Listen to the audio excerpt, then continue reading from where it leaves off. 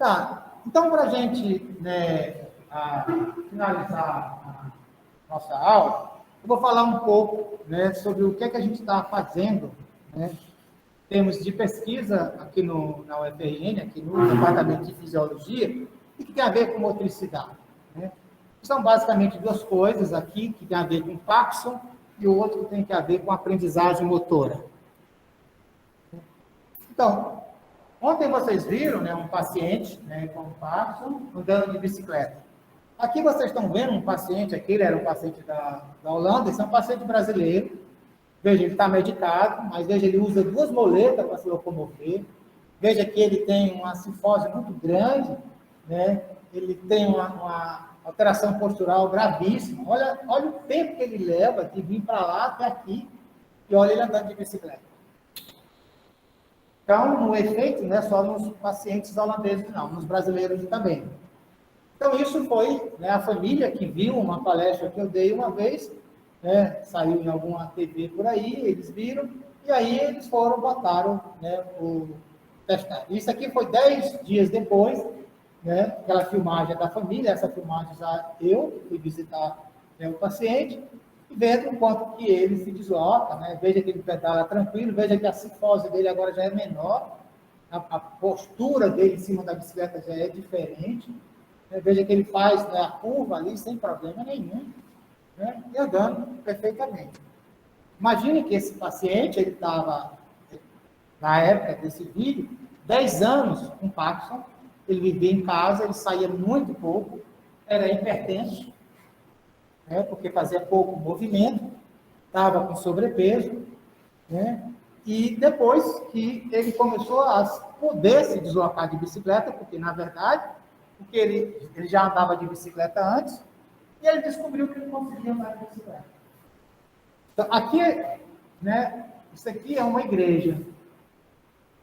A casa dele é aqui, isso aqui é uma praça. Ele era muito católico. Para ele ir da casa dele para a igreja, ele levava mais de 40 minutos com aquele andar, com as duas bengalas, né, para poder chegar até a igreja. Uma dificuldade. Agora, com a bicicleta, ele se desloca 30 segundos, ele vai daqui para cá. Ele agora, como ele sabe que ele pode andar de bicicleta, ele visita os amigos, visita os familiares, né? A médica que acompanha ele já me ligou e disse: John, olha, agradeço você ter ajudado ele, porque agora eu reduzi o antipertensivo dele, porque agora ele faz atividade física. Né? Então, veja, você tira, né, eu não resolvo o problema do Parkinson dele, eu não curo a doença, mas eu dou, né, uma qualidade de vida, né, para o paciente, né, espetacular. Ele consegue se deslocar, com isso ele tem mais interação social, tem melhor qualidade de vida, melhora a sua função cardiorrespiratória. Então, o que a gente tem feito, né, não só nós, mas vários pesquisadores do mundo, é tentar entender o que ocorre. Por que o indivíduo pode pedalar e por que o pedalar inibe, né, esses sintomas motores. Então, isso aqui é um modelo, né, que não é só o pedalar andar na bicicleta. Pedalar uma bicicleta estacionária como essa daqui, ela resolve isso. Então, teve um grupo, né, da Alemanha que fez estudos implantando, inclusive, eletrodos. Porque era um grupo que tinha um pesquisador interessado na parte porquê, e um outro de neurocirurgiões que implantava eletrodo de estimulação profunda. Então, ele já tinha os pacientes com eletrodos dentro, né, lá do núcleo de tálamo, do tálamo e no córtex. E o eletroencefalograma ajuda. E o que eles perceberam é que, enquanto os indivíduos estão em repouso, o indivíduo que tem Parkinson, ele tem um aumento da potência do beta. Lembra quem viu já a prática de eletroencefalografia, sabe que a gente chama de atividade beta, é uma frequência de atividade neuronal entre 13 a 30 Hz. Então, o paciente com Parkinson já tem uma hiperativação cortical na fase de beta. E quando ele pedala, diminui. O paciente com Parkinson, ele tem mais beta, quando ele toma L-Dopa, diminui. Então, o pedalar tem um efeito similar à ação da dopamina, né, no córtex cerebral. Então, está aqui, né, essa aqui seria a atividade beta, aqui a alfa. Quando a gente, né, pedala, você diminui essa atividade beta na área motora. Né? E no paciente com Parkinson, você tem uma hiperatividade beta na área motora. O que a gente tem estudado, né, aproveitando uma bicicleta estacionária, essa aqui é a bicicleta de... O estímulo inicial para ir pedalar, chega a diminuir ou não? Você vai ter que ver isso? Não, depende da condição do paciente. Se o paciente, por exemplo, aquele paciente do vídeo holandês, você precisava botar ele e empurrar, porque ele estava fora do medicamento. Então, ele não tinha tomado o remédio ainda. Por exemplo, aquele paciente brasileiro, ele continua tomando o medicamento, ele sabe quando ele pode andar ou não. Entendeu? Então, por exemplo, ele já sabe, né, inclusive, porque o paciente com Parkinson, né, ele percebe claramente quando o medicamento começa a perder o efeito. Por quê? Porque começa a ter a dificuldade de se locomover, né? Começa a ter a rigidez.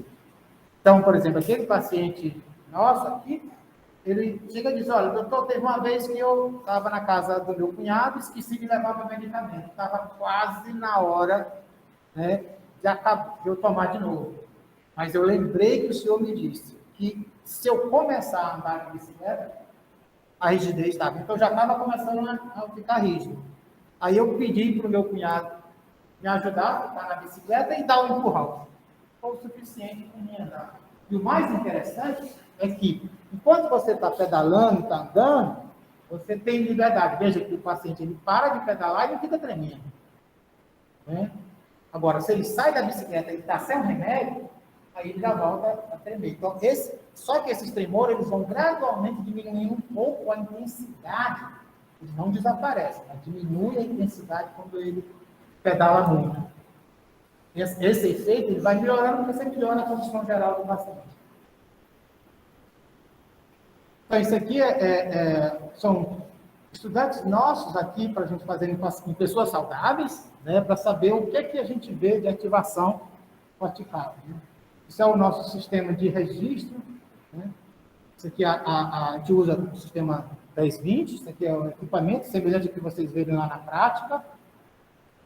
Isso aqui é um registro da atividade do indivíduo com o olho aberto e o olho fechado. Isso aqui é um espectro para a gente ver a predominância de qual banda de frequência é maior. Aqui é só para a gente testar. Então, quando eu fecho o olho, aumenta aqui, ó, próximo de 10 Hz, que é o alfa. É?